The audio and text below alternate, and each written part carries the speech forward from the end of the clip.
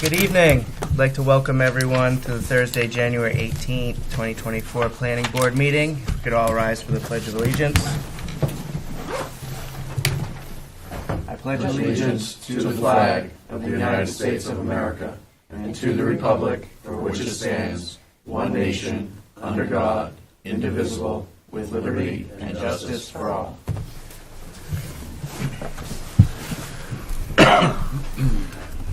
All right, introduction to board members. To my far left, we have Paul A. Matucci, Jerry Graybill, myself, Michael LaRue, Phil Roy, and Rick Rains. We also have Irish Griffith, the Code Enforcement Officer, Terry Wilson, the Assistant to Code and Planning, and Hannah Watson from SMPDC. No public hearings today. Public comment. I'll open the first public comment up. Just state your name and address. Sure. I'm Susan Morse of Jordan Street in town. And I know the Edge is coming up on the agenda. And first of all, I want to thank the Edge for all the work it's doing downtown. It's looking great. And I have a question. When I get together with friends, they all say, when is a sit-down nighttime dining restaurant coming to the Edge? That's what everybody wants to see. And I'm wondering if that's might be coming in, whether the Edge is trying to attract that type of dining establishment, and if parking's an issue to having that downtown. Thank you. Okay, thank you.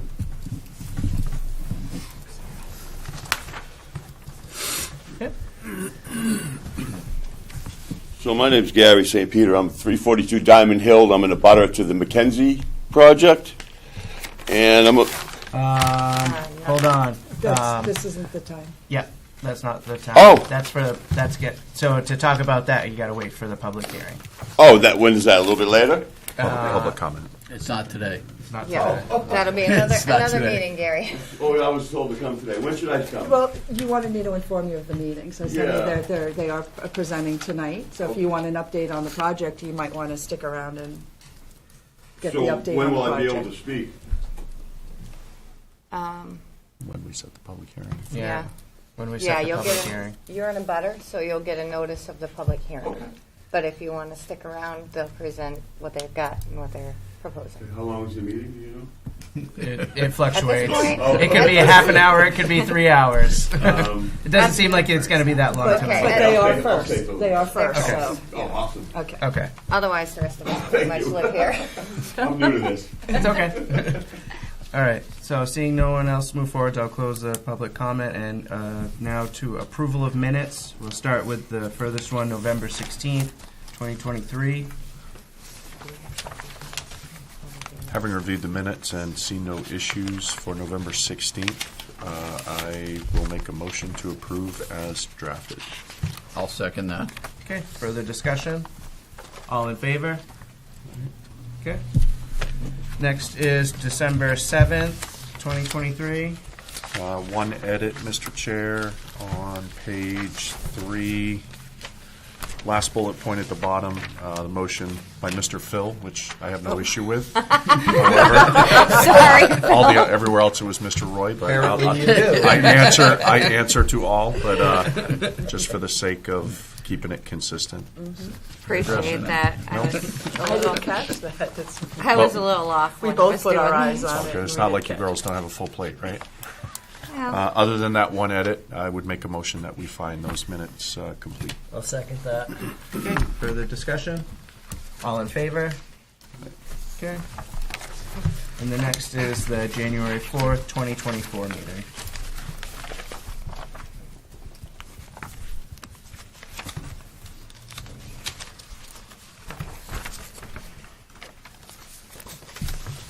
we didn't Mr. Phil you anywhere else.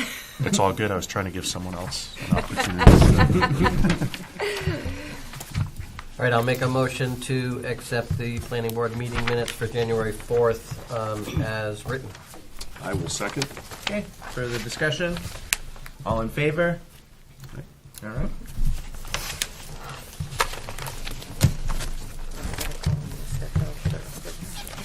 I'm good with it.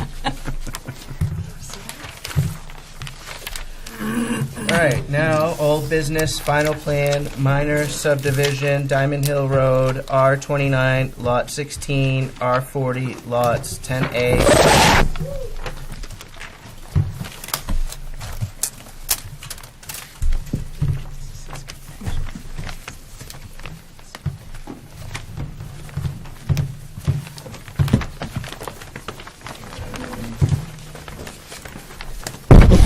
Try not to get the microphone. Thank you for the reminder. I think I already did it. Good evening. My name's Austin Fagan. I'm here with BH2M representing David Springer. So the sketch plan for this project was held quite a few months back now. The proposed project is a 4-lot cluster subdivision off of Diamond Hill Road. The cluster lots will be served by a proposed paved private roadway. They'll also be served by underground power, individual septic systems, and drilled wells. The proposed roadway, including the loop portion, is approximately 1,378 linear feet. This project proposes to use low-impact development techniques for distributing stormwater before it goes back into, or before it enters into the low point on site, which is a stream. We are awaiting Army Corps and DEP permitting for a stream crossing. It's a relatively straightforward project. Nothing out of the ordinary really jumps out to me. Roadway, paved, going to be built to town standards, serving 4 single-family house lots. If anybody has any questions, I'd be happy to answer them at this time. Thank you. Is the stream the shaded area in the lower left-hand corner? Is that The stream is this center portion right here. okay?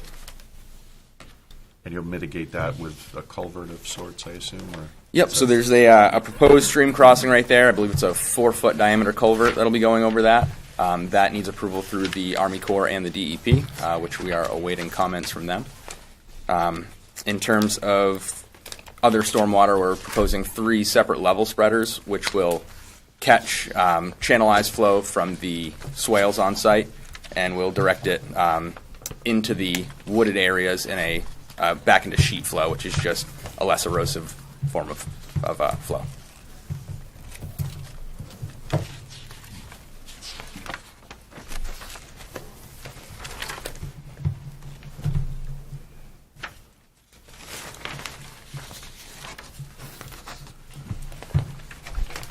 Were there, I remember there were some comments initially about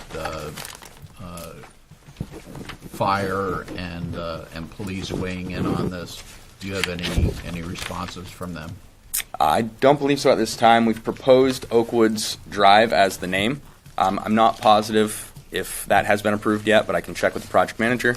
Additionally, I believe fire has been reached out to, and I think most new subdivisions require sprinkler systems, but I have to verify that.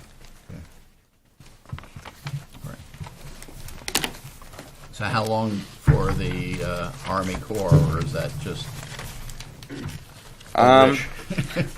It is however long they choose to take, I think, at this point. There's really so much work flowing through all of those agencies that they're getting to it as soon as they can.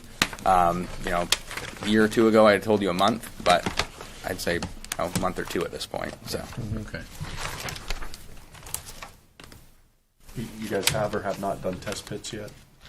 I believe they're in the process of doing test pits. I know they were going to clear out some trees so they can get in there and do that work, but I will verify that with the applicant. Okay.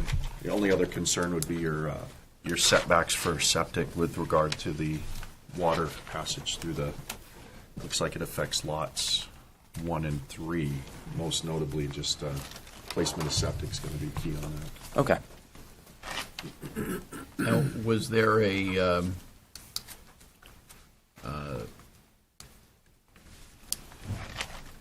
is there going to be a homeowners association involved here to cover open space and?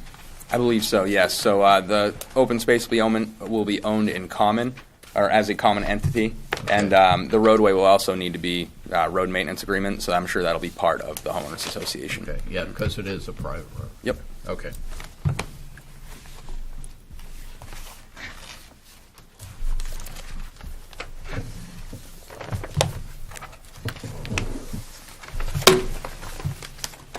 So have you reached out to the Department of Inland Fisheries and Wildlife to see if there's any impact on any animals or native plants in the area that need to be addressed?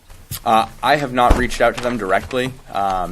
So as part of the Army Corps permitting, they do meet with the IF&W and the Maine Natural Areas Program. We did have to provide them with the Maine Natural Areas Program mapping that's just found online. Yep. And I don't believe that there's any species of concern in the area. Great. Thanks.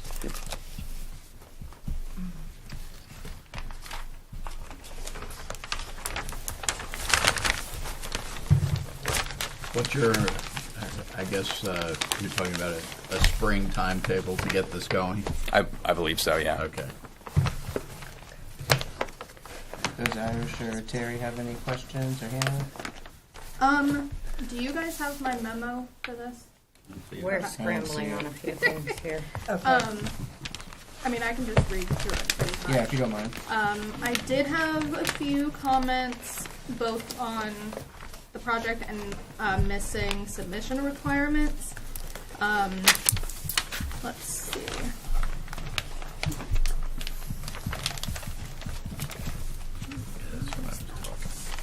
Okay, so 6.3 of the subdivision regulations, which I believe is the just minor subdivision section. We don't have a letter stating evidence of adequate groundwater supply and quality, and we don't have a letter from the fire chief indicating the department has reviewed and approved the fire protection system design. We don't have a high-intensity soil survey or a waiver for one. There is a requirement, 6.3.D.11, that said, as the majority of the site is wooded, the applicant should indicate where clearing for lawns and structures shall be permitted and or any other restrictions to be placed on clearing existing vegetation. Let's see. And this is probably just a typo, but the cover sheet indicates that the proposed lots in your presentation just now will be served by underground power and communications.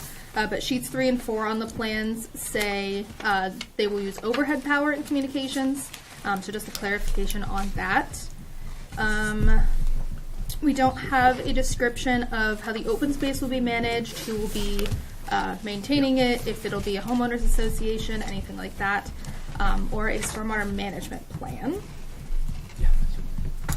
And then in the cluster subdivision sections, which is 8.8, I believe, of the land use ordinance, we have 8.8.C.2. For a cluster subdivision, you're required to show building locations, or at least potential building locations on the plans. Again, the evidence of adequate water, which is the same as the subdivision regulations.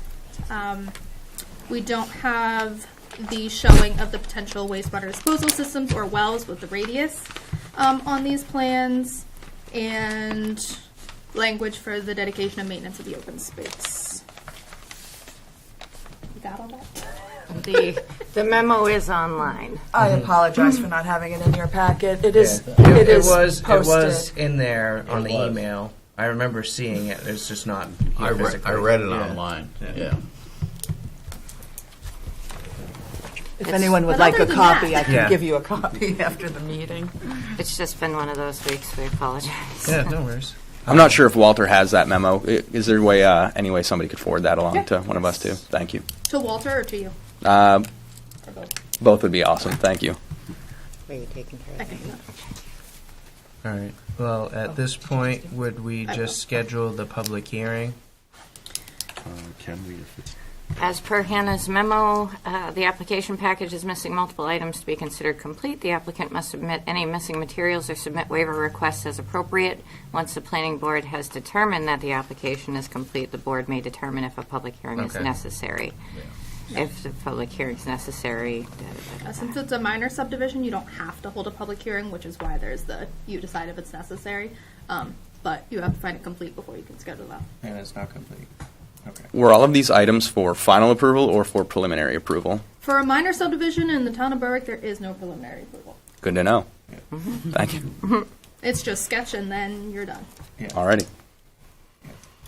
All right, so looks like we have some work to do and Yep. set it up next time. Okay. Sounds good. Yep. Thank you. Thank you. Now, question I have for the board for administrative clerical stuff. When they submit the rest of the stuff and they want to come back, are we going to schedule the public hearing separate, or should we just do it? Once it's found complete, then we'll Gotta schedule. wait until- So it's going to be Are amended there, on the Never are mind. there affected abutters? I was trying to make Terry's abutters notices a Yeah, little on the bit less. sidewalk, I think there's like 2 houses on that road already. Yes. Yeah. Okay. So, yeah. Never mind. Ignore me. Okay. Good to go. I'm going to go back Thank to you. bed. Thank you. All right, moving along. In old business, The Edge, update on progress and changes to plans. U004-146 zone village overlay.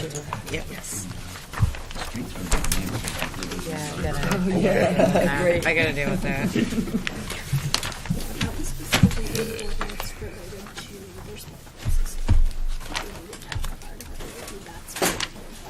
We did. Okay. Myself and everything. Yeah, we're good as far as the other comment. So what's the answer? Yes or no? Don't know. I got to look into it because there's... That should be good. That's good. Yeah. If not, Joe will come out and yell at us.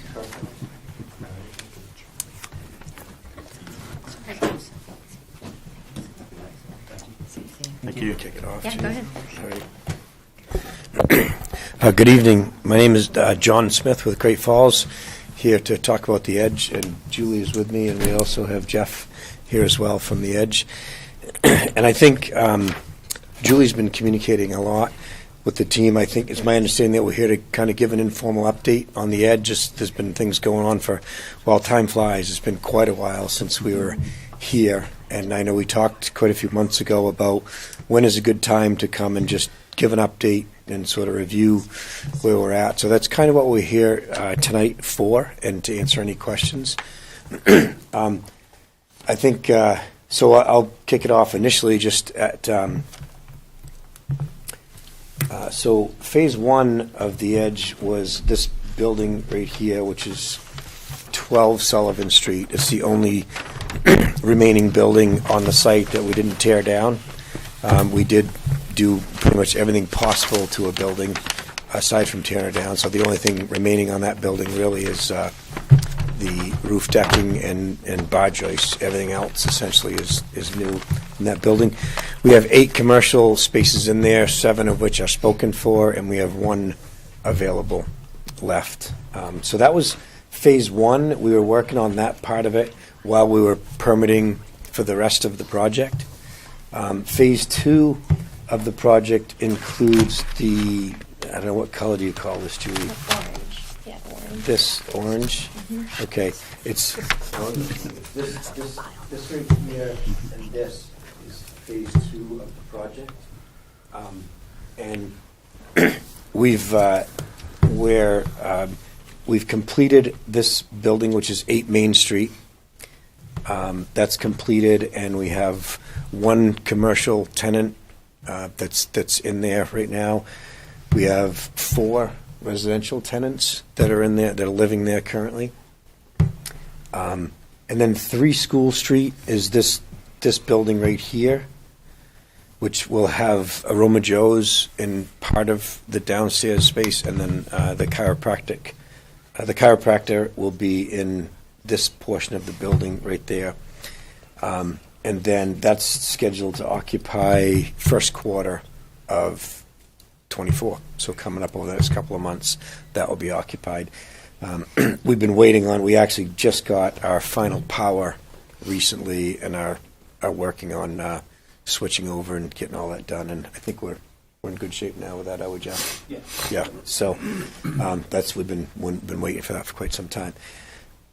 So moving on to other phase 2 work, what we're calling 16 and 18 Sullivan is these 2 buildings right here, and we're working as we speak. We have foundation permits for those at this point, and we'll be submitting for the building permits in the next day or 2, I think, for 16 and 18 Sullivan. and those are two 12-unit residential buildings. And then the last building in Phase 1 is 9 School Street, which was it's scheduled to be a bank property. We designed it to be a bank. What we didn't know at the time is that we were going to have a pandemic upon us, and that was going to change things forever, and banks just aren't looking for brick and mortar space anymore. So we've been looking for a bank. We wanted a bank to be on that, that site, but we don't have a bank that would like to be there at this point. So we're looking to pivot on that particular part of the property, and we do have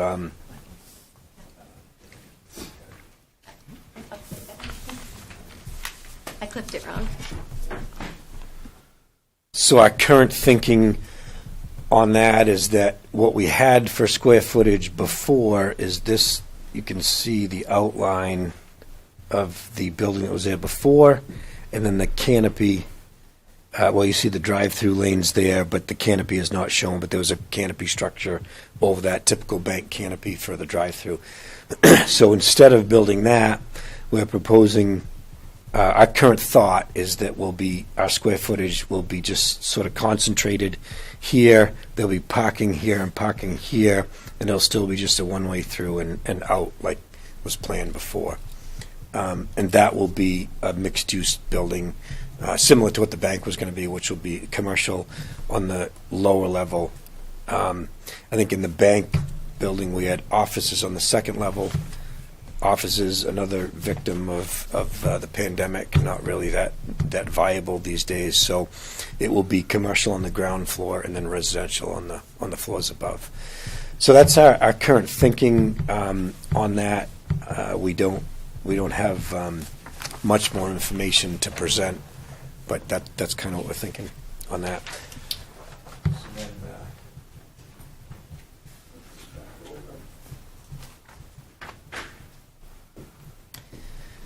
And so that's our phase 2 work, and then from there we're moving on to we will be moving on to other phases, but that still carries us through. We have these 2 buildings to build, 16 and 18, and then the one that we just talked about on 9 School, which we still have architectural and planning work to do before we bring that online. So that does carry us through for another year and a half or so ish. On those, and so we'll be starting our planning work on the next phases coming up, and I think that we'll be presenting that as it comes together on the next phases. What I'm not sure of is, we have, if we look at like this phase right here was slated as phase 4 or phase 5. That was slated as phase 5, but we may, as it comes together and we look at these phases, we may sort of want to bring that along at the same time as we bring this phase along.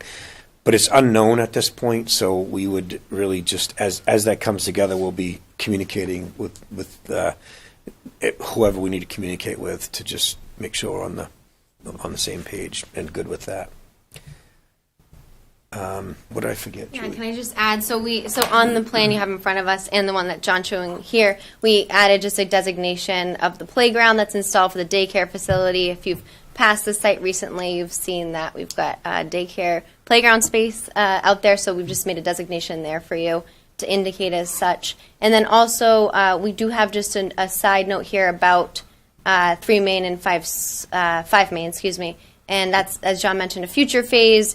And we just designated there is a potential to adjoin that, but it's TBD at this point. So we were asked to just put a note on that might be coming, but we haven't yet decided. It will depend on the tenancies interested in the space there. And then finally, John already talked about 9 School, but you'll just see I made a designation on here for 9 School Street, which is the second page that you've been provided. And then I do want to just, while I'm up here, we have our neighbor, Susan. Thanks for coming and for your question regarding an evening restaurant and parking. So if I may just say, we'd love to have an evening restaurant, but we are not evening restaurant operators. So if there's any operators that run evening restaurants. We'd love to talk to them. We are definitely interested in that use and have had some preliminary conversations, but nothing that's stuck yet. So it is something we're definitely thinking about and hoping for as well. So thanks for the question. And then I think you also asked about parking.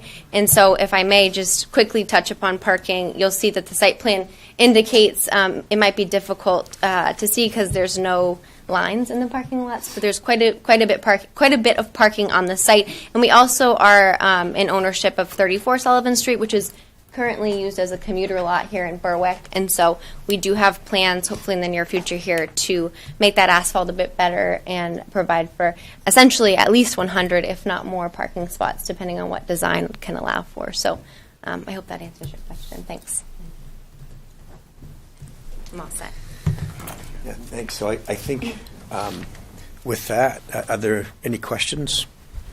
Okay, Mr. Chair. Some public comment that we've received, and both formally and informally from the people of Berwick, is a lot of the businesses going in, they're not going through the regular approval process that people are used to seeing. So they don't have the option to comment ahead of time necessarily. I'm wondering if there's any mechanism for us to better communicate and receive feedback from the people of Berwick before we put businesses and business fronts in the project. Yeah. Can I just comment on that real quick? I know Lee J and I have had this conversation, and Hannah, I'm not sure if I've had it with you, but we've discussed this in the past regarding approved uses in the district and what's allowed in the Village Center District and what you need to go for approval for versus what you don't. So if it's an approved use in the district, our understanding, and so please correct me if I'm wrong, is that it does not need to go through that channel because it's already an approved use in the district. If it was if it wasn't an approved use, obviously we know that would need to go through the channels that you're referencing, but that was always our understanding. And that's my understanding as well. I'm just wondering if there's a better mechanism, as we as a team, you guys as the developer and us as the town, Certainly. to communicate, hey, this is what is coming. Certainly. And, just keep people in the know. Yeah, I absolutely. think that's the bigger piece, if we can, and if that's a reasonable ask. Irish. Well, what I can say about it is we went over this before. If it's an allowable use, I mean, and Hannah, correct me if I'm wrong, and I know I don't always play well with others, so if I say this incorrectly, I apologize. Just my position, I'm very blunt.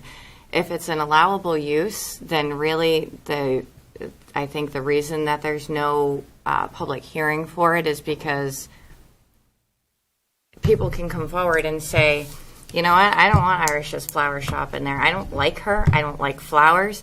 If it's an allowable use under the land use ordinance, people can like it or not like it, but we can't legally say they can't do it. Right. So and because they're businesses that are going in versus there's nothing that's going to impact like outside or neighbors because they're businesses, they're contained within the building. I don't know that there would be any benefit to. Well, I'm not advocating for a public hearing. I'm advocating for just better communication to the board or to the public. No, to the public. I mean, that ship has sailed, but maybe can we do better community relations? Is what I'm asking. Well, we can certainly toss some ideas around, but and we will have more regularly scheduled update meetings like this one for them to present. Or changes or updates? Yeah, I think we talked about doing it quarterly. Absolutely. No. We all kind of overtalk each other. We're women. So. No, I think it's a great suggestion. We do work with tenants. Sometimes it's confidential because they're in a current space and don't want to give notice yet or what have you. But multitude of reasons, but certainly a great piece of feedback. We do keep our Facebook page as active as we can on the Edge. I know that's not always the best forum to communicate information, so we're certainly open to any suggestions you might have on a better way to communicate. Actually, Julie, I'm going to say this because Lord knows I've seen it firsthand. I've actually discovered some things happening here in Berwick that I thought would have come through other channels that I found on Facebook. So what is the Facebook page for the people that are here and the public at home that they can follow to find out things? What is the page? Is it The Edge? It's The Edge. Yep, The Edge at Berwick. Yep, if you look that up, it should be right there. Yep.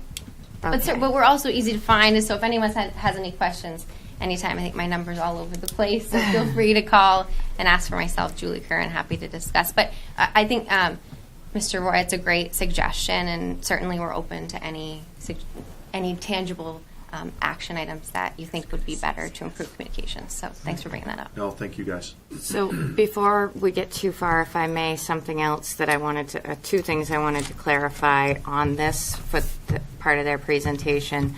The building that had the handicapped accessible unit, that, if you want to point that out to them so that they can see it, that was a footprint change that did go through Lee J, and it was required because I don't play well with others. I don't understand why the state fire marshals would not give them the exemption, because their square footage, everything fit, but they wouldn't exempt them from the ADA units, so they had to add one.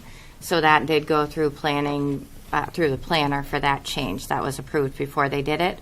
And then as far as the other building that is a to be determined possibly being reconnected, I wanted to point out, because I know at least Rick was not on the board, and because I was not here, that it's, if I understand correctly, Julie and John, that was originally designed to be one building and then was split because at the time this was originally proposed through the board, there was a square footage requirement that they couldn't exceed, so they had to split it. So now there's been discussion that they have the option to put it back together if they should choose to do that, because we eliminated that, we being the town, you guys eliminated that building square footage requirement that prevented them from doing that. So I wanted to point out that those two things were approved and why that potential change might come back. Yeah, thank you. Mr. Chairman, I have one question. Go ahead. I'm sorry, Rick. No, sorry. You gave us these drawings. I have one question. It's not shown on yours, but on this, we have a dashed line next to 1618. Can you tell us what that is? Oh, it actually is shown on that. Oh, is it? Oh, I can't see. Oh, yes, that line right there. What is that depicting?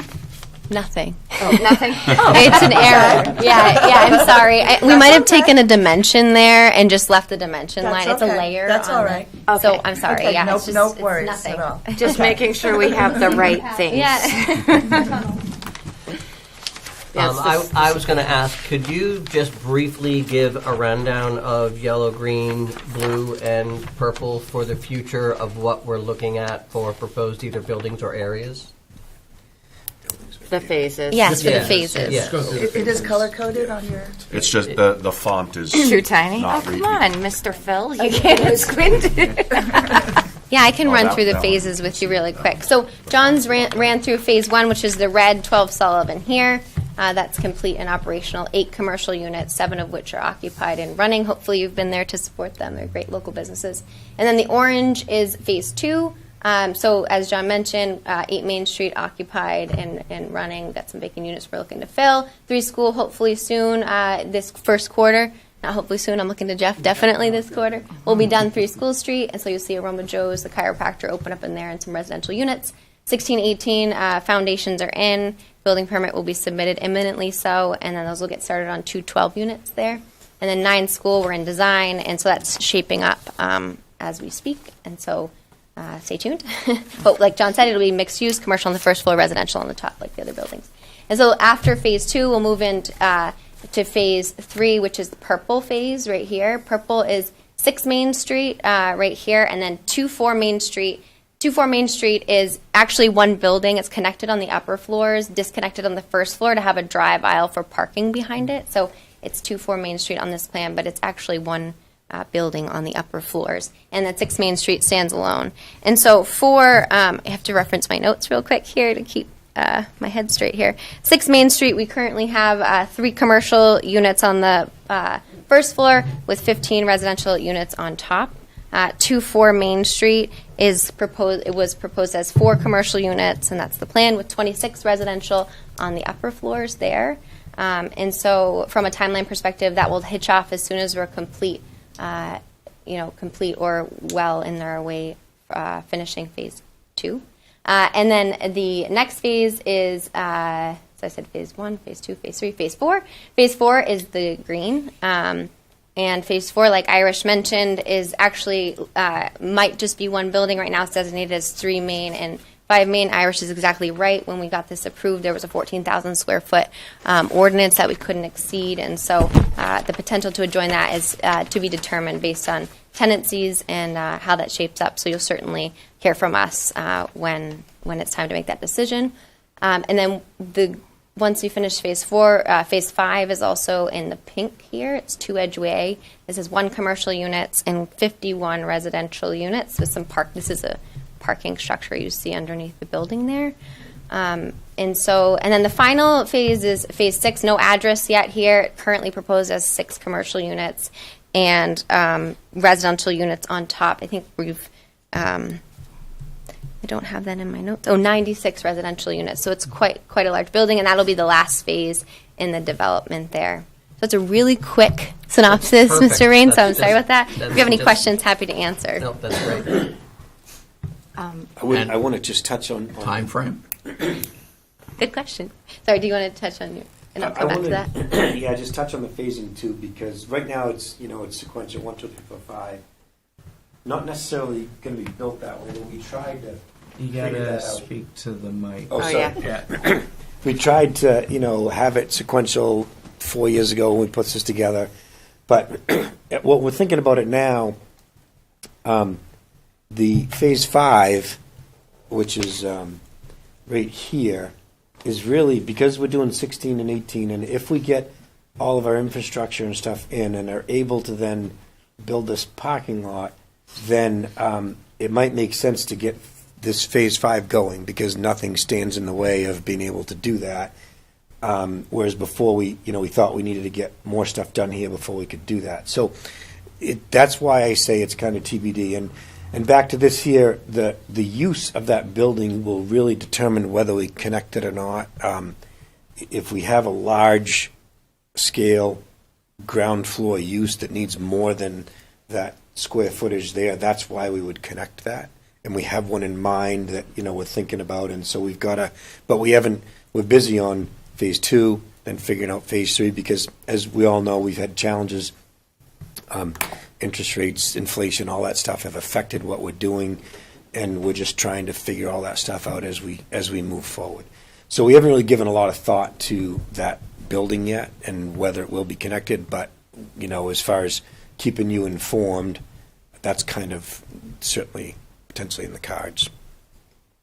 And then to address the timing, really all I can say is that we are going to, our goal is to just continue moving forward. In full disclosure, we're funding per phase. Phase 2 was a funded phase long before the issues that we currently have. When we move to these other phases, it's no secret, rates went up, rates are coming back down, hopefully, right? And that will be beneficial. Inflation hit construction extremely hard. And so, we got to sort through all of those challenges. And all I can say is that we're working in earnest every day, trying to move that forward. And that's the best answer I can give you, unfortunately. So, on the 16, 18 Sullivan, which are residential, is there local parking there at that building, in that envelope there, for the residents? Well, yeah. Well, so- and I know it's not only for the residents that Right. there is no assigned parking. Right, absolutely, yeah. Well, so one of the reasons that we put these into phase 2 was because they are residential tenants, and we can work with the residential tenants, communicate with them, and educate them on what the options are. And so the proximity to this parking lot here is pretty solid. That's why we figured it would be good in phase 2. However, once we get this built, that obviously offers options for these residential tenants as well. But we've got construction activity that will be going on here and eventually here. So these residential tenants, we'll be communicating with them about parking here for now. Okay, so beside the building, there are no parking spots there? There's nothing adjacent to the building. It's going to be in this back parking lot here, or Okay. it's going to be over here, as far as private Okay. parking goes. Thanks, John. Is it your vision to rehab that parking lot prior to occupancy of those? This one right here? Yeah. That's scheduled to be done. It's actually, we are in agreement with the DOT to make part of it a parking ride, an official parking ride, and excuse me. And the balance of it's all going to get a fresh, thin coat of asphalt and new striping so that it performs well for the next 5-10 years at least. It's not a full rebuild. Yep. It's a freshen up. Okay. And that was supposed to be done, but as with everything, state-wise, it's taking more time these days. That's the way it goes. So, do we have any updated information on that, Julie? Have you heard lately? No, just push. I was just in communication. They're shooting for spring, but are delayed with finding people to do the work. So we'll see. I don't want to report officially, but hopefully spring. Can you address the footprint change on 16 and 18? We do have a footprint change, correct? Yeah, so 16 and 18, if you look at our initial plans, you'll see that we had building envelopes that don't have quite as many zigs and zags as we have in here. And I think, ultimately, when we look at, each building, we are trying to achieve, something with a little bit of style to it. As opposed to just a simple standard box type building. And so when we're looking at 16 and 18, that's kind of, I don't know if you can see, you really can't see, but they were just a rectangle. So we're, 5 maybe. Yeah. I'll show them the elevation. Here's They- the elevation. If you guys want to pass it around, I only have one copy. They've made it more fancy. Yeah, it's really nice change. Thank you. Thank you. Yes. Did it expand the footprint at all, or is No. it, does No. it falls in the No, same it- envelope, right? it falls Yeah. within, Mm-hmm. it falls within. You guys And, are giving them the factual stuff. We want you to tell them the pretty up stuff. Wanted them to tell you the pretty stuff. Yeah. Oh, yeah. So that's why those are changed. And that, we spend a lot of time and effort around the table at the conference room there to figure out the style. And that's something that, Cindy was really adamant on, like trying to go with this. It's kind of a row house type of look, which you would see in many, many town centers, if you will. You might see a lot more of them in if it was a mill town or whatever, but we've got just a smattering of them there, basically, So that's how we sort of got to that, and feel like it's going to be a pretty good look.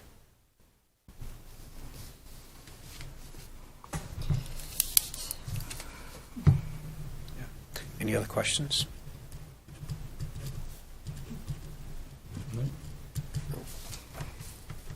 Okay. So, and just for the board's awareness and for transparency, and because I have a favorite ask of Julie,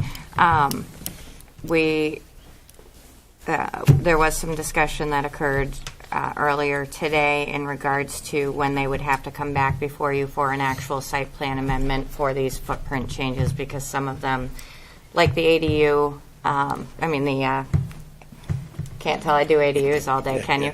The ADA unit, that was a had to happen real fast thing, and that was well beyond their control. It was a result of the state fire marshal. So, but they are aware and they've agreed that before any of these like bigger footprint changes happen, they're going to be coming back in for site plan amendment.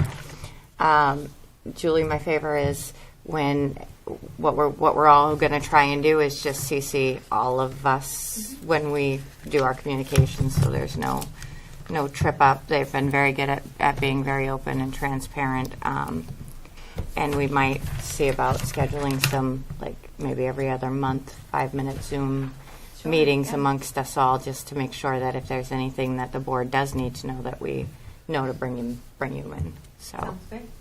I think it's also important for regular updates for the townspeople to know that you're not just doing nothing. Right, Which is, I'm a builder, so I know how long things take. Many people don't. Yeah. So they look at it like, why is it taking so darn long? Right. I know why, Yeah. but the more you can check in every couple of months and say, this is our update, I think the more people will understand how it goes. Yeah, and I think, and we're happy to, I think this probably case to be made that it's been too long since we've been in here just for an informal update, we're happy to come anytime, really. And I think you'll see us probably formally with things like 9 School Street when we get that figured out. But we're happy to come anytime informally. And my number is out there as well. You've got Julie's, but anytime a phone call, if people are asking, if you can just direct them to ask us, we're happy to answer calls, answer questions at any time. Can I just say it's also important that we get the as-built drawings? When they're done. Yeah. Sure. Yeah. Yep. So, when I spoke about the every other month Zoom things, I was thinking, this row with Jeff included, and Andy if needed. How frequently do you as a board feel like you need them to come in and give some presentation or send in a memo of how they're doing? I think anything more than probably semi-annual or quarterly is a heavy ask. I mean, they're busy people. What is semi-annual?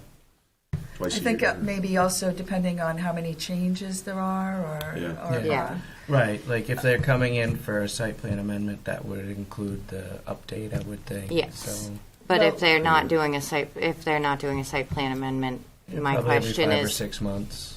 so about every 5 or 6 months, and do you want them to come in this way, or do you want if they don't have anything that needs to be visualized, do you want just a memo type of report from them? My personal opinion is I love to talk to people face to face, and I'm not, I like that. I know we're all busy. Nobody would have guessed that, Rick. I know, but the ability to ask questions and get feedback immediately, as opposed to I'll send you an email and we'll wait 3 weeks for an answer. Right. That's my personal opinion. it seems to make sense that we would maybe get another update somewhere around June, July, and then again at the end of the year or something I think like that's that. reasonable. Yeah. And I mean, if we want to embrace technology and use Zoom as well, I mean, Yeah, it's you guys if are it's busy. still Again, we instant. get it. Yeah. Or Well, the changes are we're minor. we're face-to-face people too, so I'd much rather Better. meet and talk about it and be able to answer questions that way than we can always email, Zoom, whatever. But so we're happy to do that. Thank you. I just wanted them to leave with an idea of what the board's expectations are. One last question or consideration on the green section where you talked about merging those 2 buildings. Yeah. Would you still have a pedestrian walkway through there? Well, that's a great question because we kind of like that from It's just a real from choke point for the businesses. connectivity. Yeah. Yeah. It's going to depend on the floor plan of the offering that goes in there. That's really what's going to boil down. It's an ideal thing to have there. We like it because it just you can park there and connect to other parts of the site.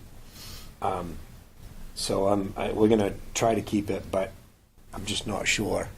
Maybe it has to move down 20 feet the other way, and then that works, and we end up with a small little end cap there. It just depends. It'll be driven by the floor plan, I think. But again, that change will be, when we get that designed, we'll be back here with that because it'll be a big change, to what we're talking about. So, Awesome. Well, thank you. Thanks. good. Thank Thank you you very all. much. Thank you. Appreciate it. Thank you. Thank you. Thank you.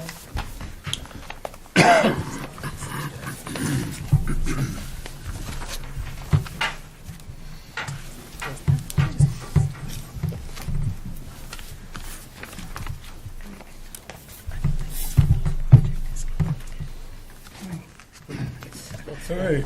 New business, moving along. We have Berwick Small Engines, Renee Lapierre, conditional use and site plan review, 74 School Street, U002, Lot 9, Zone Village Overlay.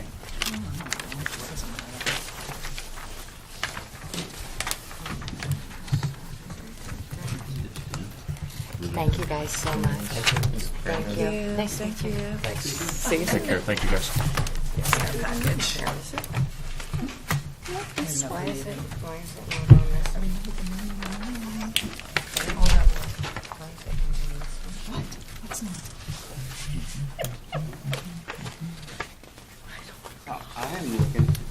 That's okay. Don't worry about it. Do we want to add it to the next one? You guys speak in the mic.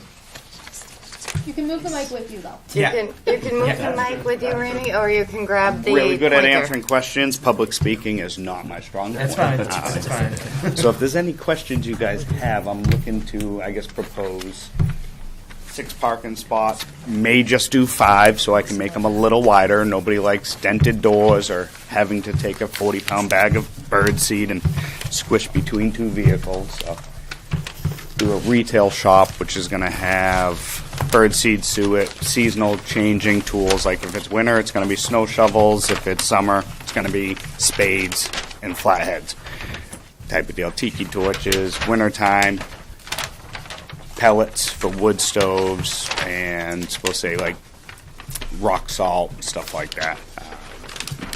Then over in this back corner would be the service area for small engines, nothing like rings, pistons. We want to stick pretty much serviceable parts, sharpening blades, oil changes, tires, things like that.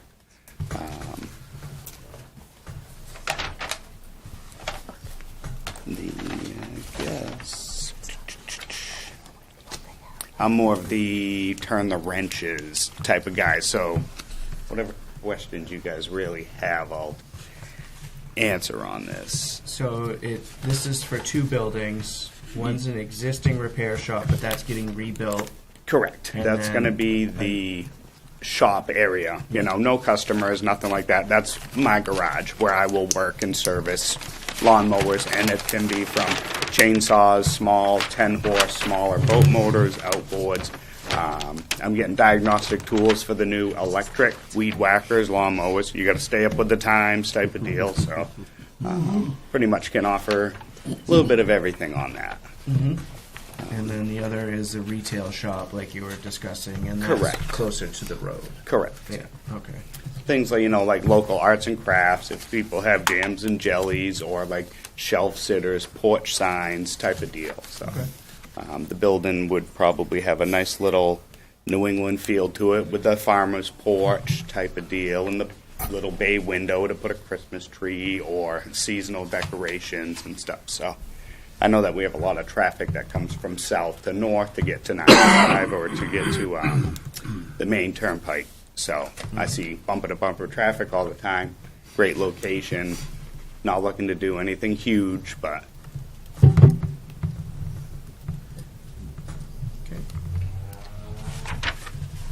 So the retail store is new construction, correct. and the shop is a rehab. Pretty much. Yep. Yeah. And then if this does hopefully well, like I believe it should, then we can talk about pulling permits to redo the garage type of deal. Okay. Yep. Any potential use for that grassy area in the back? There may be some storage. I do want to get into like maybe building like wood storage sheds for like cord wood, things like that. Maybe some homemade bird baths, bird feeders. Maybe like storage area or a display where maybe people can come out and look. But for the most part, it's going to be just grass for now. There will be a dumpster area contained, fenced in. So, yeah. Fenced in? What a concept. Mm. It's one of our hot buttons here. It's amazing how you can take the trash, put it in a dumpster, and somehow it still ends up on the ground. Yeah, exactly. Yeah. Town. So what's your time frame for this? As soon as I get an okay, then I would like to, start breaking ground in spring or sooner, Yeah. Type of deal. So. Okay. If I may, Yep. just because I did not have a chance to write the memo I wanted and we didn't get anything from the chief, I think the board should be aware that Chief Plant and I did go out there to, at Mr. Lapierre's request, to evaluate the existing shop, what it would need to be brought safe for him to be doing this. Even though he's not having people in there, we kind of like him. We don't want him dead. So, So he has the list, and he has taken care of most of the list from the fire chief as far as what safety measures he would like to see taken care of. The reason I'm mostly speaking up is the driveway is 17 feet. We had a conversation about that with the chief while we were there, and the chief is absolutely okay with that. He's already told Rennie that, if it's on fire, then they're going to get in there. It's not a problem, and they've got apparatus and hose that'll get back there anyway. So I wanted to address that because neither the chief nor I had a chance to do a memo for the board, and I apologize. Okay, so he doesn't need a 24-foot driveway? No, the chief is quite okay because of the location, the distance back from the road, the They width. have hoses that are long enough to. Yeah, they have Yeah. hoses that are long enough, and he, really, there was some conversation about how he can make the. I believe there's an extra 5, possibly 7 feet that's not paved that can be, if I can pave right to. The surveyors have already come out and did their first round, I guess. They took all the measurements. They have yet to drive the pins in the ground. They said they'd be by this week, but as we know, today's Thursday. So they could be here tomorrow to put the pins in the ground so I can get the exact to where I could pave. I But believe it the- said we could pave like 95% of the property, but I don't like that at all. I'd rather just pave that front few parking spots than in between these two buildings so I can get to the overhead man door for storage of pallets and stuff. And the surface in between, because he does have permission to utilize that shop once he gets these other items taken care of. The surface alongside that 17 feet is solid, so it's not like, muck, drop off, any kind of like that. So he'd be okay, and he did get verbal permission from the town. It's written. Oh, it is written now for the curb cut, so. 20 feet. Is this an existing business or a new business? So apparently, when you try and attempt something, you can make some mistakes. My thing was like, everybody loves the stuff I can do. I specialize in like 1980s, which is now considered antique. Thank you.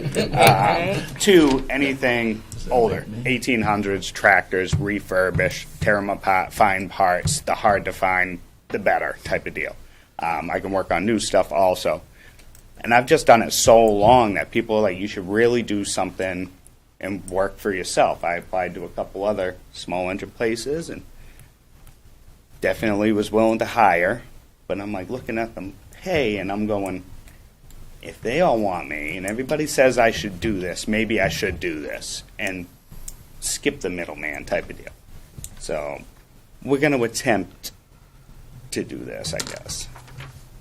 Right? Keep your fingers crossed.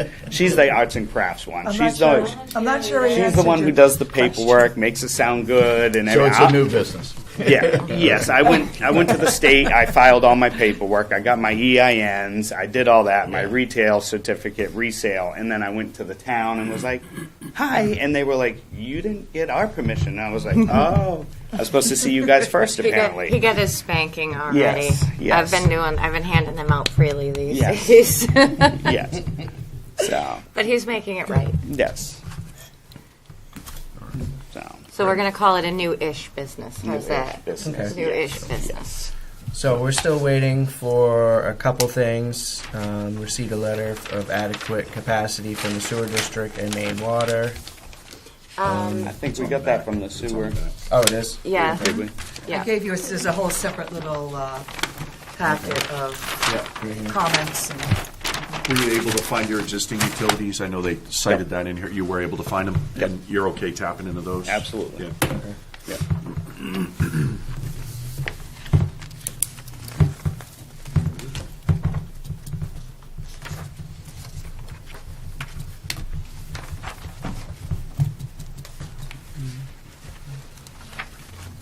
you won't see anything from Chief Plant, but he has been out to the property, like Irish said.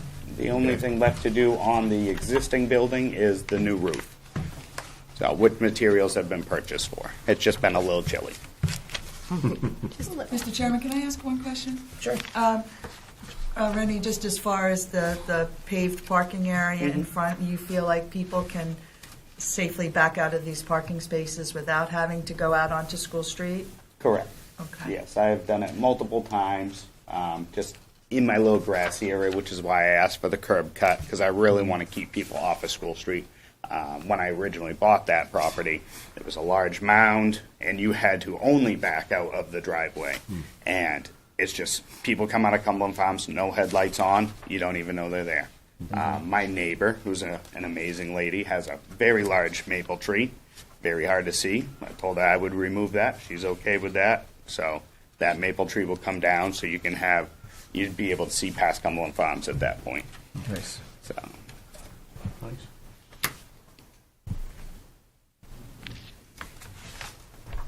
Now, most of the small engine business is traveling to somebody's house to pick up a lawnmower, tractor, subcompact, stuff like that. So the retail is more for the bird seed, the jams or jellies, the tourists driving by that want to get a piece of Maine on their way in or out type of deal. So, but we're not doing anything large, just a 20 by 30, I guess, to start and see where it goes from there. And you'll have signage out on School Street to indicate your retail shop and your Correct. small engine. Yep. So are we going to talk about completeness? Mm-hmm.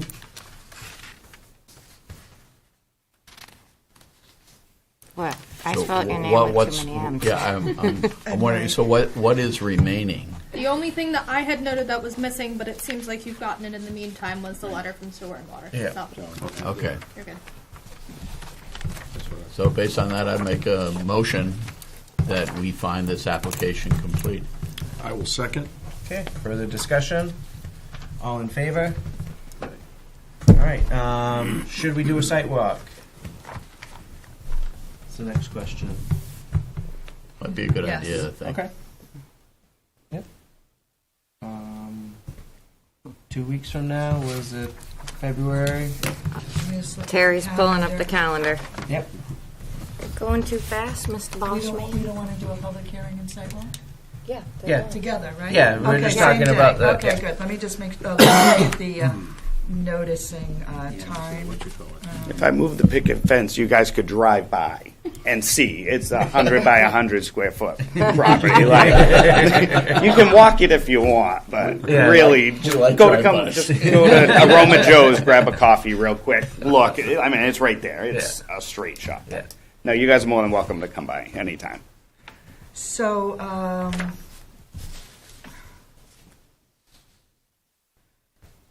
we could do it on the 1st or the 15th. Our question to you is always, do you have time to get I the know, abutters That's list? what I'm looking, because I'm actually going to be on vacation for a week, so let me just look at this carefully. If they need to be done, I'll do them. Just make sure that I have time to do them. So, yeah, because we have to, the big thing is the advertising in the paper. Can't you prep that early? Well, Tell it's them got to Monday, be in, it what, 10 runs days Friday. before? Yeah, Yeah. if I notify them Monday, Right. it'll run on Friday, but it needs to run for a week before, so. Right. We really should do it on the 15th. It's not like Okay. you're anxious to break ground in this frozen ground anyway, right? So we're talking about February 15th. Is that acceptable to you? 'Cause we could push it to the 1st, but I think the 15th is a safe bet. Now, you guys tell me what to do to Okay. get this to happen. Yep. So, All right, so yeah. let's plan for the 15th. Okay. Time, 5, or is that too late, or It's probably too late. 4:30? 4:30 then? Does that sound adequate? Okay. So 2:15. I can be there. Okay, 4:30 on the 15th. And Mr. Chairman, just to clarify, that is for public hearing and sidewalk. Yes, we were just discussing the site walk, so now we'll discuss the public hearing. So the public hearing we can do on that day as well. Okay. February 15th. If you could, I know the ground's kind of frozen now, but either stake out or either that or like spray out just like Curb the cut. corners for the new building. Okay, yeah. That way we can kind of get a feel of Yep. where it's going to be. For sure. Okay. Other than that, we'll see you on the 15th. All right, perfect. Thanks, guys. Thank you. Thank you. Thank you. All right. So, I'm gonna add a spot. It was supposed to be in here. I know, it's okay. It's okay. For the There's 2 different agendas. policies and procedures. Yes. So we're gonna be. yeah. We talked about an amended the policies and procedures last meeting, Yes. and I hope everyone had a chance to go over them. And now we just have to vote them in.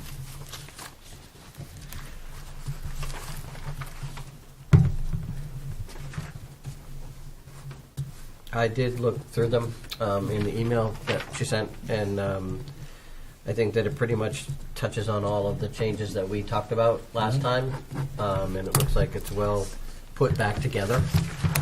So I personally don't see anything that I would need to address. Same.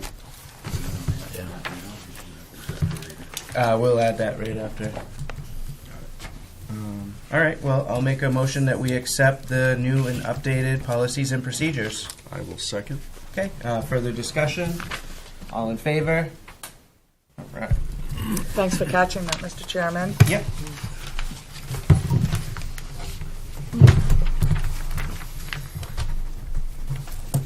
The next, this kind of goes along with that, is we discussed previously about information cards for notices of site walks, and we just wanted to kind of follow up on that, if that's something that we could put in for this coming site walk. Remember that we're just going to have an information card that says, you know, the site walk is just informational.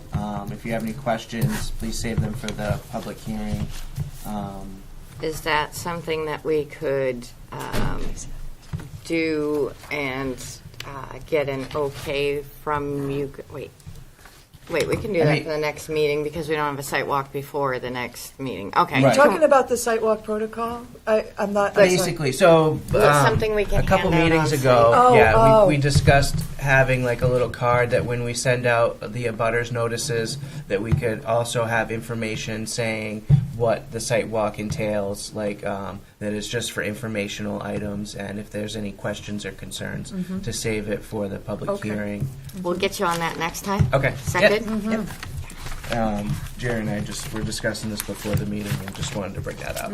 Thank you. Glad you did. We'll have a sample of something. Okay. that we Jerry's can handing for Yeah. the next meeting. Yeah. Jerry's handing out the spankings to me now. See how it goes? We're all busy. Karma. I forgot it until I read the thing. That's my problem.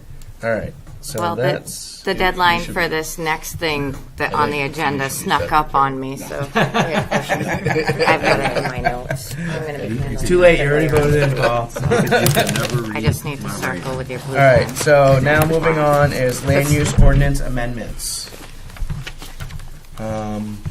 So what you guys have in your packet is the, it's this lovely little red and black sheet. One page. What I did was I trimmed the fat because this is how we're going to be presenting it to the town manager and the select board and how this will go to the voters.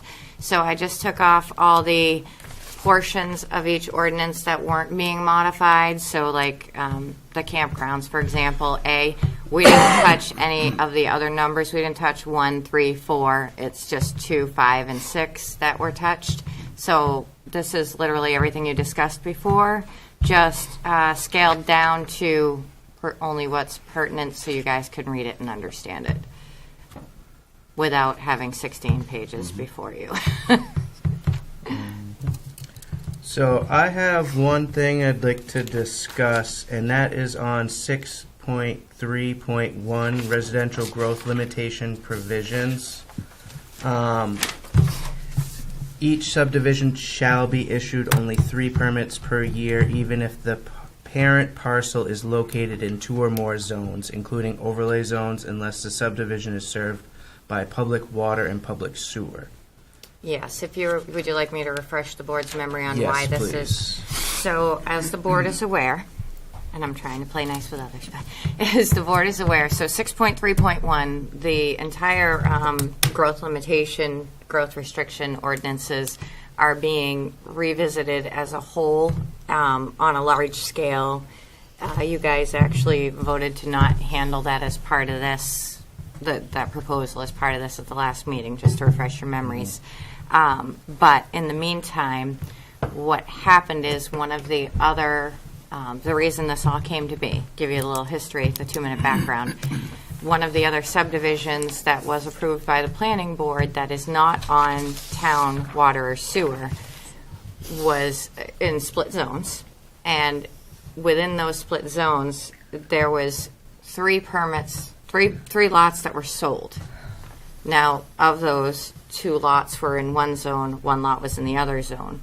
So the realtor sold the 4th lot because upon reading our ordinance, it was just vague. It's just vague enough, it's gray enough that depending on how you're looking at it, it can be read as, okay, well, you can have 3 per zone or 3 per subdivision regardless of zone. Because of the circumstances and the fact that it was, in essence, the town's ordinance that led to the error because it wasn't cut and dry, it wasn't clarified. The town attorney gave me the go-ahead to issue that, what is essentially a 4th permit in the subdivision, but we needed to add some clarification verbiage, and after discussing it with the town manager, it was determined that this would be the best verbiage to have that would suit what the majority of the people who wanted 6.3.1 probably would like to see, so that's how I wrote it. And I, quite frankly, just needed something that clarifies it because I'm here to enforce the ordinances given by the town, and I don't want to leave anything like that's a huge gaping gray area, and I just need it closed somehow. I need it defined black or white. Now, my thought on this is I'd rather see it as per zone and not limit it just as 3 altogether. We also have to think, we're thinking one side, now we have to think of the other side as a developer. If they have a lot of land and some of it's on R3 and some of it's on RCI or R2 and R3, Not to forget the overlay zones, because Right, those right, do and have the to o- factor in. Right, exactly. I mean, it's relative to size and scale, but I mean, if someone's subdividing and they can only build on 3 lots at a time, that chokes them out very fast.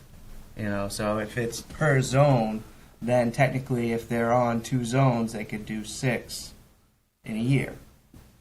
Right? That's correct. I mean, I kind of push towards that. I know that we want growth to be slowed, but at the same time, there's a housing crisis in Maine. I just want to keep repeating that because the state says there is a housing crisis. And as it is now, I'd be more apt to leaving it, but just have better verbiage for it. So, Well, I'm going to stand right in the middle and toe the line where I'm supposed to be and have been told to stay. It is completely the purview of this board to make whatever suggestions you guys feel on this. I have my own personal stance on this. I just wrote what I was told to write. So whether you guys choose to do it this way or if you want the verbiage flipped, Well, I will do whatever you tell me so- and get that out to you. Can I ask for a little clarity here? yeah. Please do. Okay. I wanna make sure you aside, understand. Aside from, straddling, zones, if I am a developer and I come before the planning board asking for an 18-unit, single-family development, they can only build 3 of those 18? The way the current 6.3.1 ordinance is written, any subdivision that is not on town water and sewer can only be allowed 3 building permits per calendar year. So when you come into my office and you look at that large whiteboard, Right. there are subdivisions with numbers beside it. There is one exception. Atella Lane was approved prior to 6.3.1 being adopted. So therefore, they get additional permits because we go by what that ordinance was when that subdivision was approved.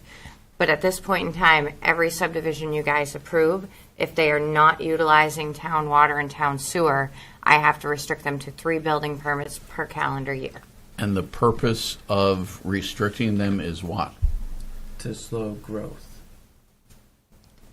Well, then what does the water and sewer thing have to do with it? Because, okay, If here's, it's the slow I- road. I am going to parrot to you, and I'm going to try and do it with little to no inflection or influence. I'm going to parrot to you what I was informed about from several people in regards to 6.3.1.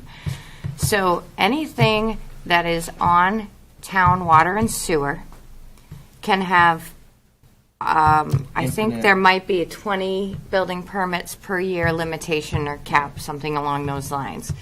And anything that is, the reason the delineation was water and sewer versus well and septic is because the intent, from my understanding of the people, or what I have been told, not from my understanding, what I've been told, the intent of the original 6.3.1 was to discourage developers from putting any sort of development into the more rural areas that are not, and the more rural areas do not have water and sewer. So that's the easy delineation.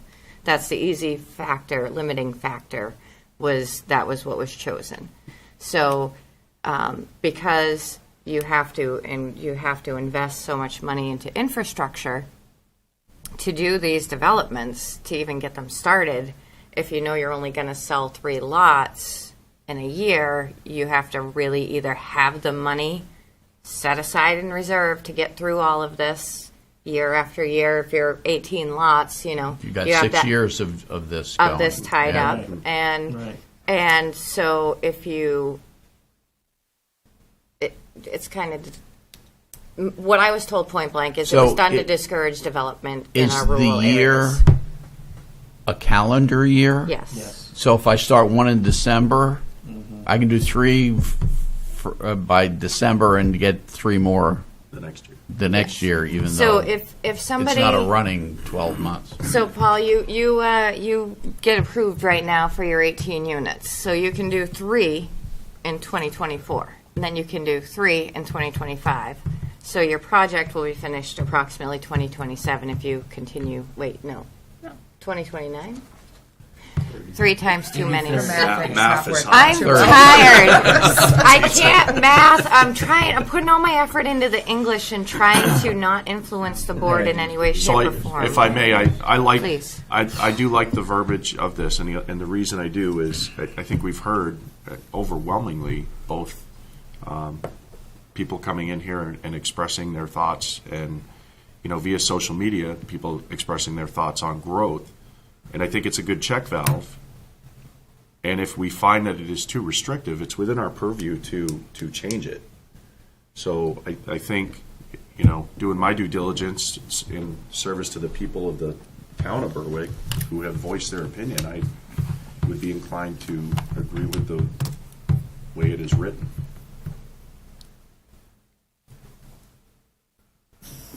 That would be the board's decision. Yeah, right, that is- I just typed Well, no, things. there's a broader thing going on here. Yes. I mean, if we're Well- talking about 20, then, if we have 7 subdivisions going on and each can only do 3, they actually, somebody's going to get 2 because,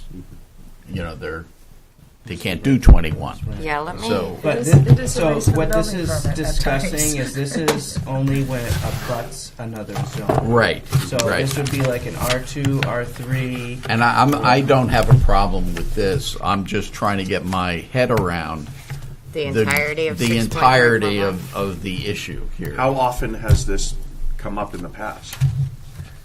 Does It come comes pretty up in the frequent? code office occasionally. It comes up Occasionally. more than you would think, and quite frankly, Does it make your job easier, the way this is written? no. No. Okay. No, it The does not. concept of only 3 building permits per subdivision is going to come up with every single subdivision. Yes. The concept of only having 3 for the whole subdivision if it's split does not come up as often because Right. we don't have as many parcels. So does this settled. apply to So- cluster housing as well? Yep. Yes. It applies to any Literally subdivision. You can Anything that only does build not 3 have houses water per and year. sewer. I think the one concern that I Good. have about the ones that do go through 2 zones is it's almost as if it's not their fault that the zoning was done through their property, Right. right? So if they have a subdivision on property that ends up in 2 zones, I guess there's two sides to that coin. One is you can say, well, it's just one subdivision, and the other one is, well, it happens to fall into two zones, so I get twice as many. What's better for the person doing the development, and what's better, not better, but what's in best interest for the town, desire? Or, I guess I didn't answer any of my questions. But they're good questions. I guess the question is do we try to limit what someone can do on their property, or do we not? Right. Is this a loophole we're trying to close, or is it not a loophole at all? Right, right.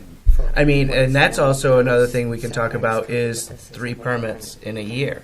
That's a different discussion, I believe. I mean, it sounds like this is not a super common occurrence that a property is in two zones. Right. I mean, this has happened once since I've been on the board, that this has been an issue. So, Well, I mean, that's what I can tell you is that I've been here a year. This is the one time that it has been an issue in regards to a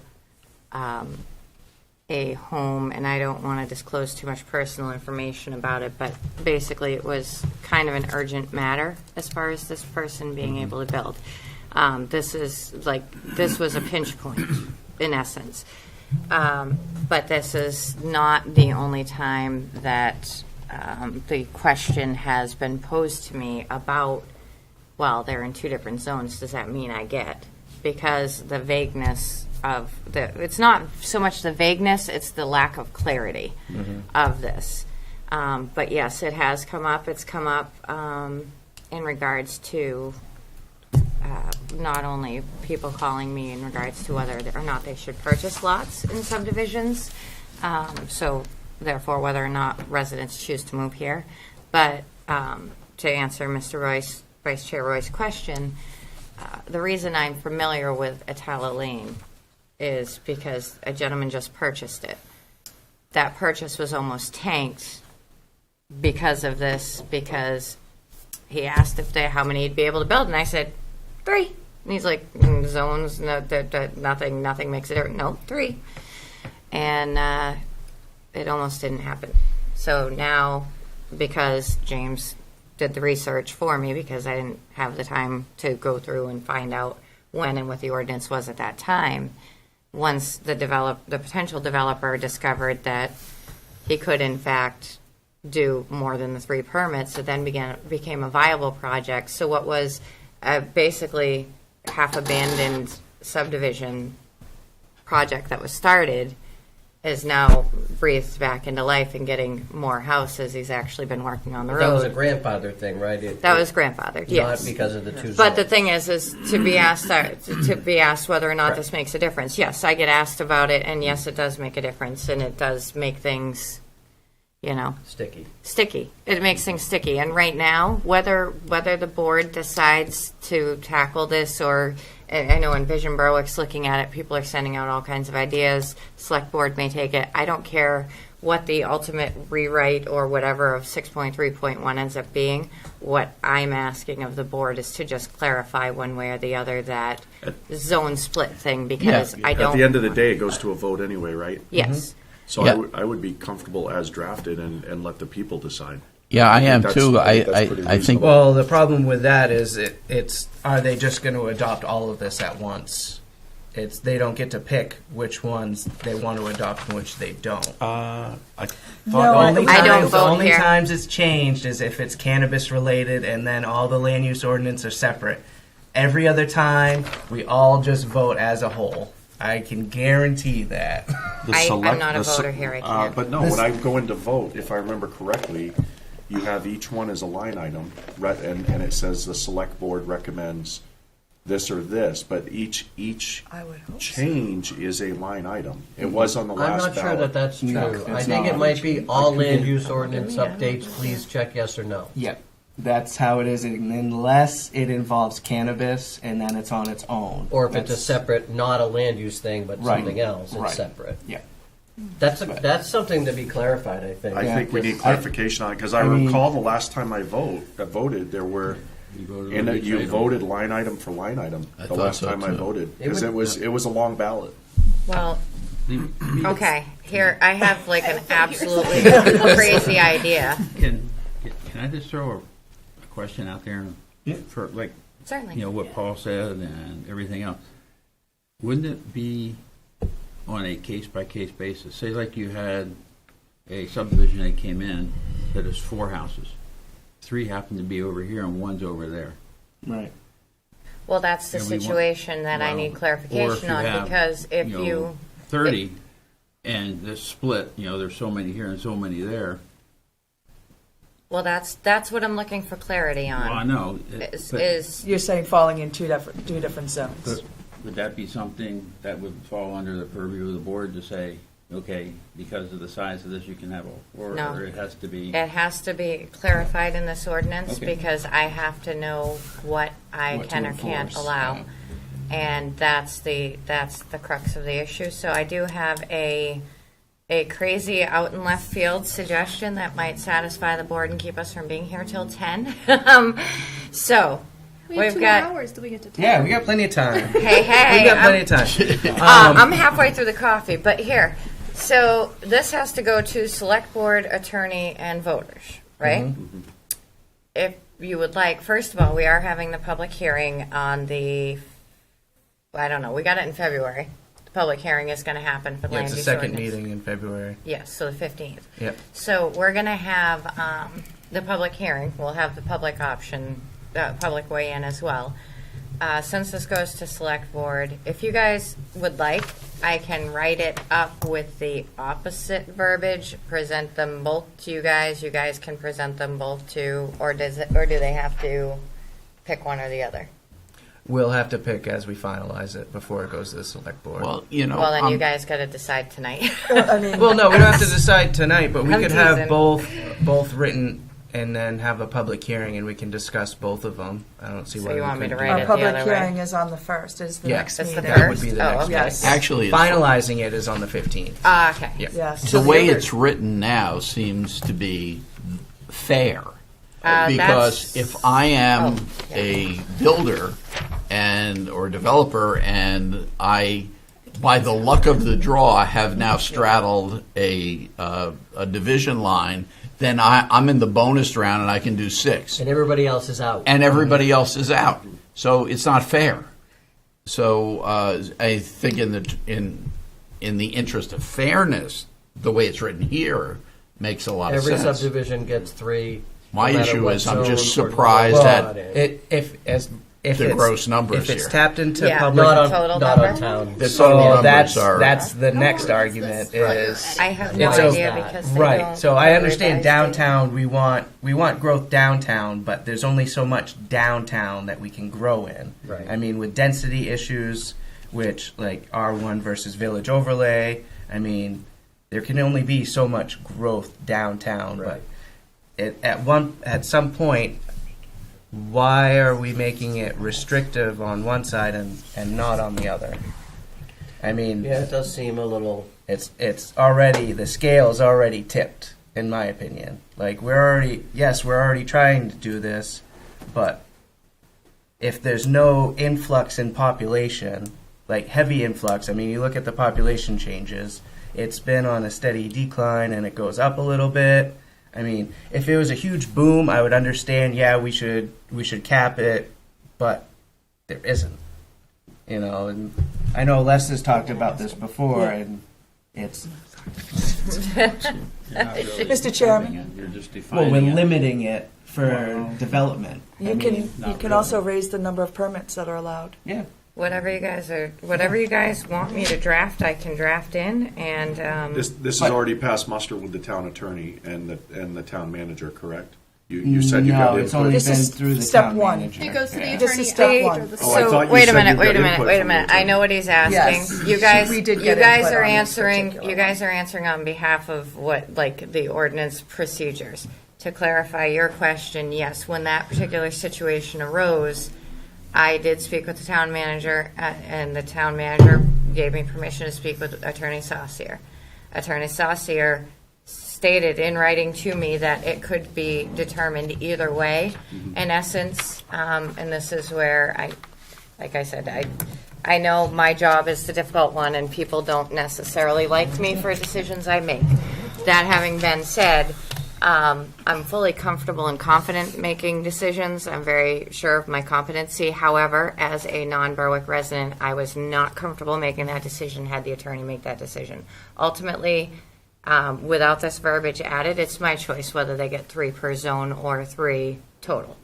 And I was not comfortable with making that decision because this is what the town of Berwick voted for. So I got the okay from the attorney. So yes, the attorney says that the way it's written can be read as 3 per zone or 3 per subdivision, period, depending on how you choose to interpret Your it. interpretation. So no matter what you guys do, it's going to fit within what's actually already legally been drafted.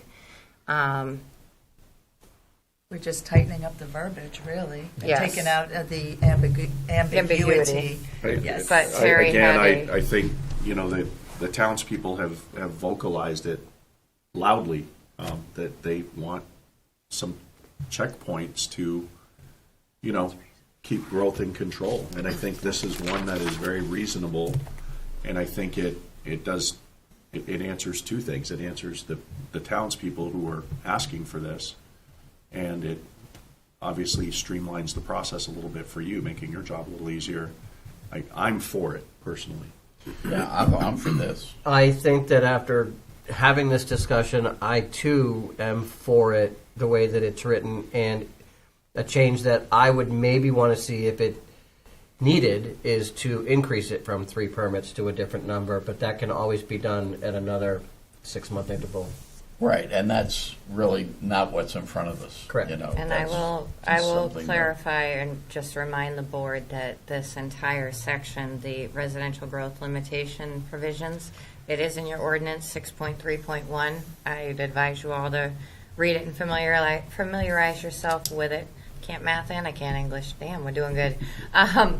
Because that was what you guys tabled last meeting that is undergoing an entire overhaul because how it was, when this was implemented and what has actually been implemented is not, obviously, I'm going to say it, I'm the blunt one, it's obviously not doing what the residents intended to begin with, or else we wouldn't still be hearing so much from the residents that they want to see growth slowed down.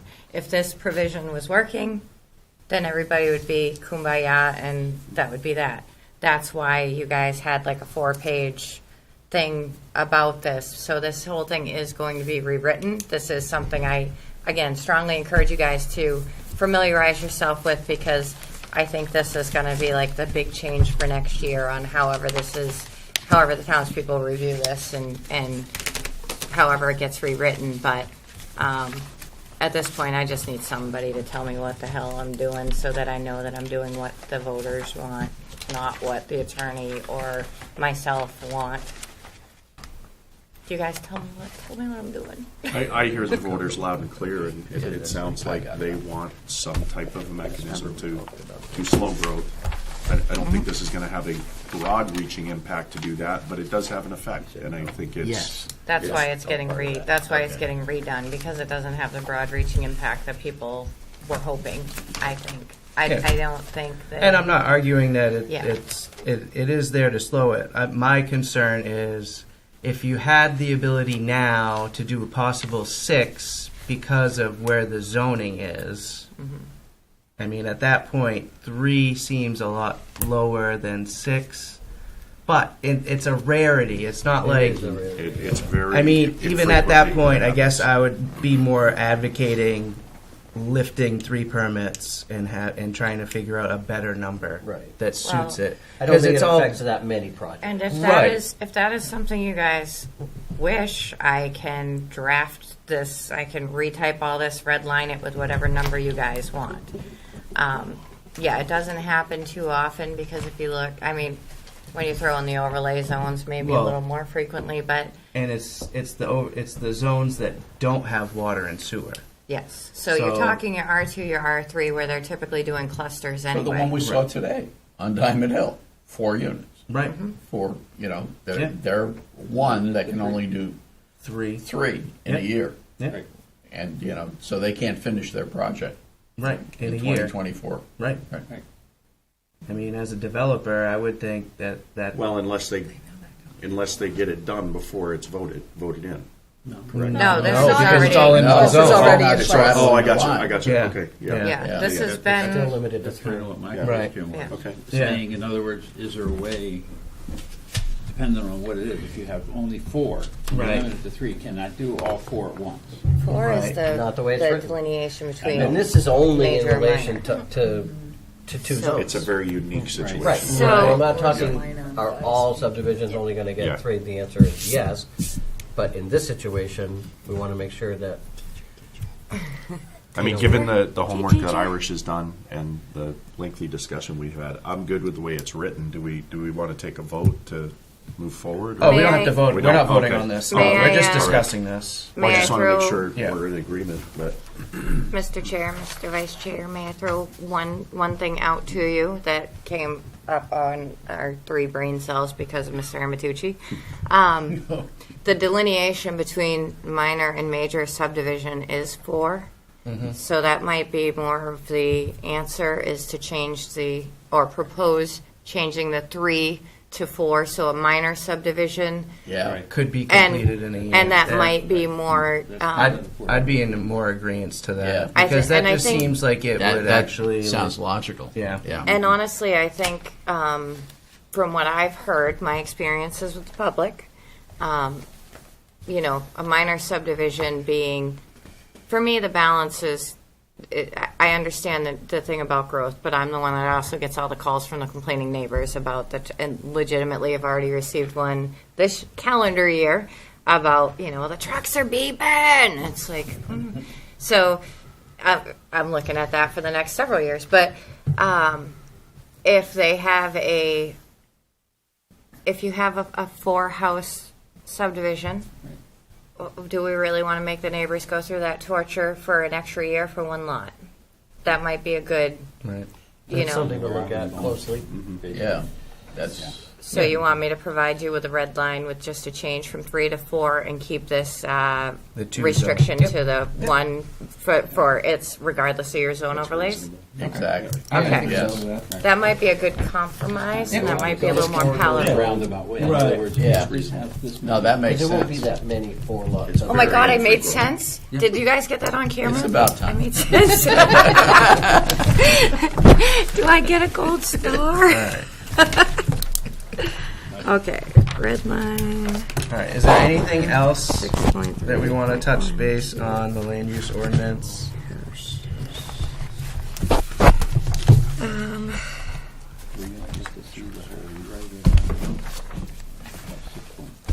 I think we discussed most of these red line changes. Yeah, I tried. I didn't add anything except Yeah, for the- what you guys asked 15% to be added. open Oh, space. the only other, there are a couple things I'd like to point out, if I may, kind of, since I've kind of taken over anyway. So we did add a definition for steep slope, and James and I kind of discussed this. We went with 15 foot, or so 15%, because that was something that was brought up by somebody who had written in. So we did not have a definition for steep slope, but we have it in the ordinance 4 times. Basically, that, and then the other thing that James had asked me to put on here is that all references to marijuana in the land use ordinance shall be changed to cannabis, because the Office of Cannabis Policy changed their name to Office of Cannabis Policy from Marijuana Policy, and if it was important enough for them to do, we should probably follow suit. Yeah, the whole state. Yeah. changed.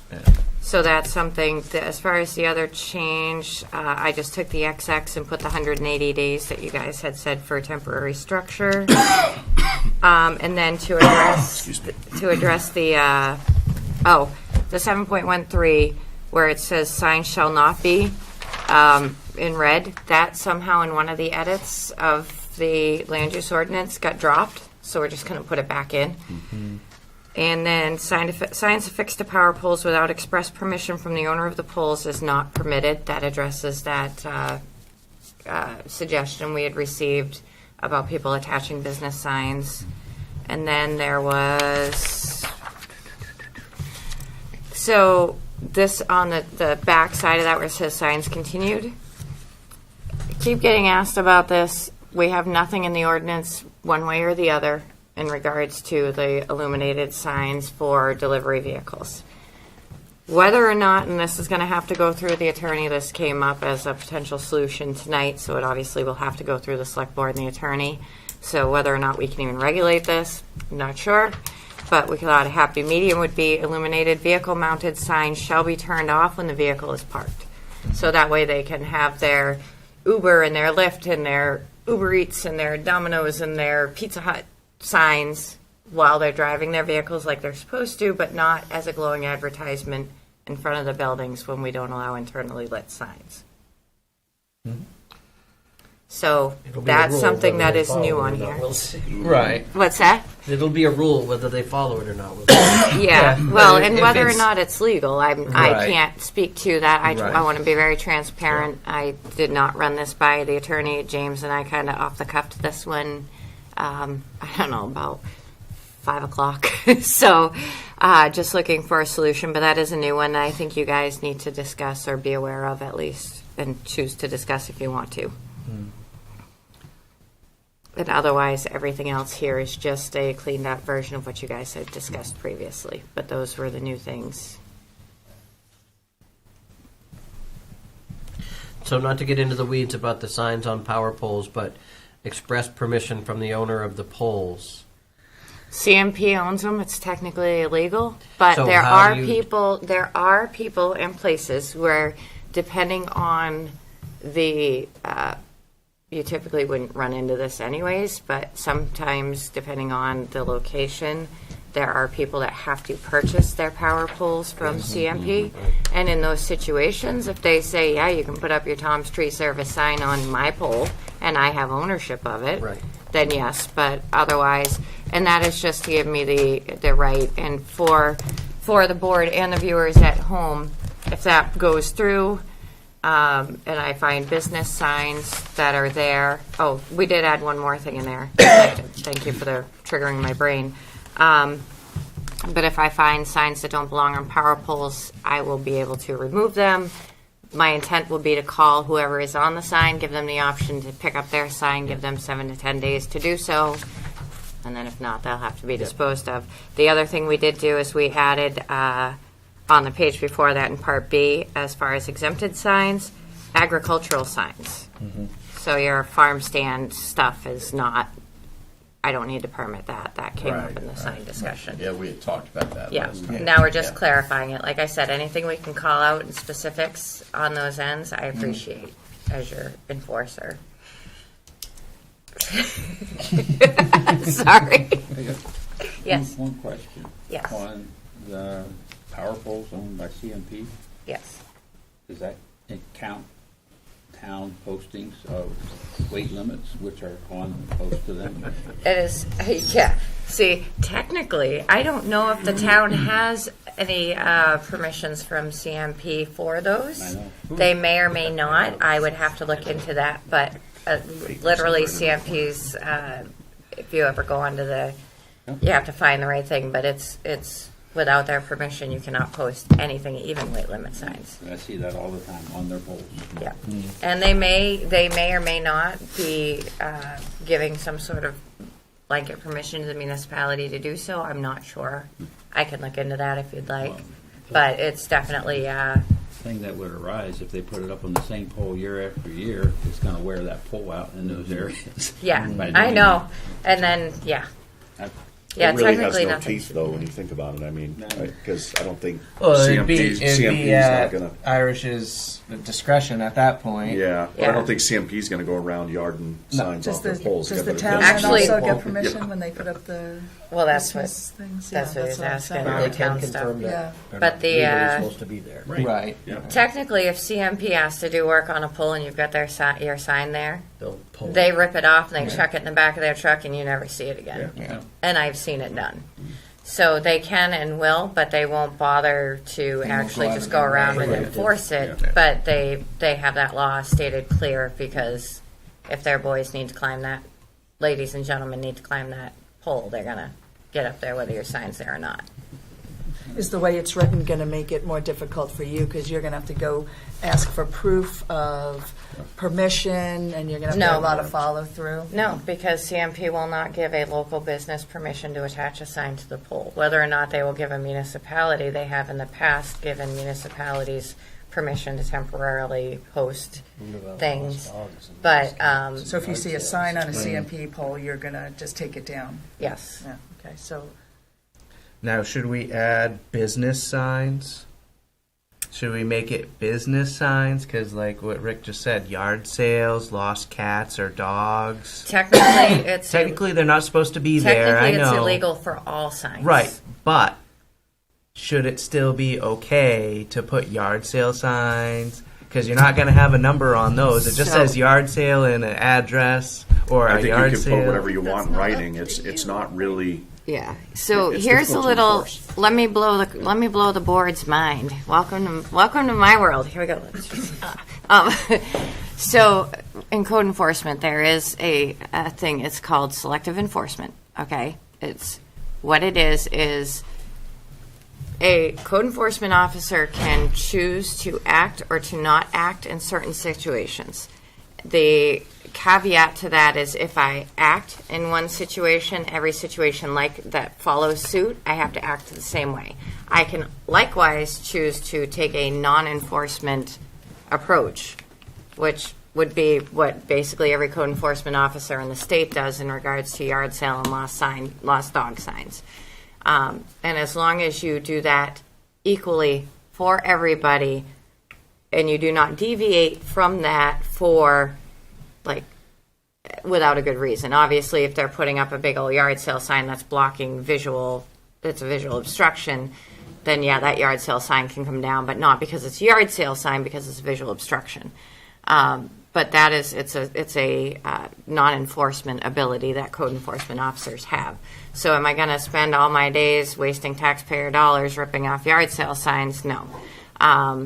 If somebody calls and complains that there is a business sign or a sign, that's always been the way every municipality I've worked in has, well, for the most part, has done it. One municipality that I worked in, the director would periodically just pop in his vehicle, drive around, and hit the known local spots and yard every sign off, throw them in the back of his truck. But basically, it's an option to enforce or not enforce if it's not a harmful thing. And technically, that's CMP's wheelhouse to enforce. But this just gives me the teeth to take those signs down when people call and complain, which is how I would handle it, would be on either, again, I already handle them if they're a visual obstruction, because we're not going to have people getting killed because Fluffy ran off. If it's already illegal for them to be on CMP's posts, why do we even have to address it? That's Because right now, it's illegal for them to be on CMP's posts, but it's CMP's the only one that has the right to do that removal because it's on their post. If it's in our ordinance that they cannot put them up there, then that's a violation that I can handle when somebody calls. Because the reality is if there's a sign, a business sign that's up, that's offensive, that shouldn't be there, that's blocking view, but not necessarily blocking view to the point where I would have to remove it, or the police would have to remove it for visual obstruction, but I get a complaint about that, chances of me going out and being able to take that sign off are great. Chances of getting anybody from CMP to even listen to you about it, because you have a complaint because this is where it shouldn't be, or it's on the pole in front of your house and you don't want, you've got people coming up to your door. It's really where you get the calls is, somebody put this sign right here and it's 10 feet from my driveway, so somebody pulls in and says, hey, I need my roof shoveled off too. Well, then they can call me and have me take this sign down. But CMP ain't going to care if you got 5 people a day knocking on your door because they want their roof shoveled. So it gives me the ability to go do the enforcement on a local level versus having to call CMP and say, hey, I got somebody that keeps complaining. or just tell the complainer to go tear it down. I mean. I would love to, but people are too afraid because you get shot really easy these days. But so that's the only reason I would not change it to just business signs, is because technically, if they put up any sign that's, Okay. you know, I'm okay with that. You're going to shoot me? No. Not such luck. I go to bed now. All right. Next is our second public comment. Crickets, okay. Got a waiting list. You got a waiting list. Informational items. Do we have anything we need to bring up? No, just a reminder that we are doing that Main Water Walk tour. What was the date? And that is on February 20th. February 20th at 4 p.m. Put it right there. It's a Tuesday. Yes. I've heard from most everybody, we have a good amount of people that are going to go. So. Nice. I'm going to be there to play in the water. Nice. Anything else? No? All right. Nothing I can think of. If there's no further items for consideration from the esteemed Burgess Meeting Room in the depths of the Berwick Town Hall, I make the motion to adjourn. I'll second that. Okay, all in favor? Right. All right. Good night. Thank you. Night. Thank you.